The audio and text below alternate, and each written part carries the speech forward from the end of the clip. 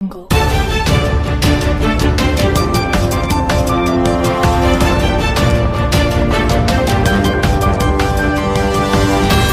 Jungle.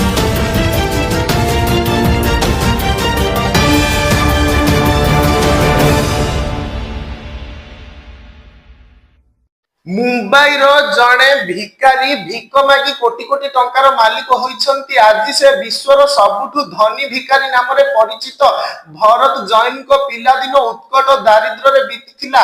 तांको पाखरे शिक्षार साधन नथिला किंबा कौनसी स्थायी चाकरी भी नथिला। बाध्य होई से कम बयस रे भिक्षा वृत्ति आरंभ कले।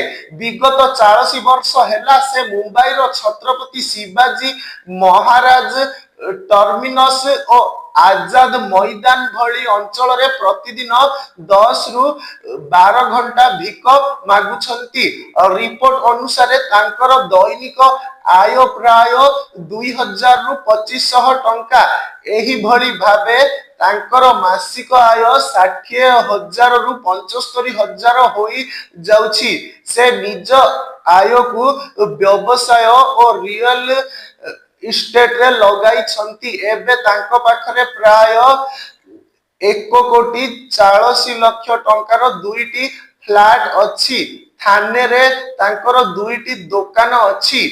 एथिरु प्रति मास प्राय 30,000 टंका भड़ा आसुछि। तांकर मोट संपत्ति प्राय 7,50,00,000 टंका। भरतଙ୍କ परिवार एबे आरामदायक जीवन बंचुछंती।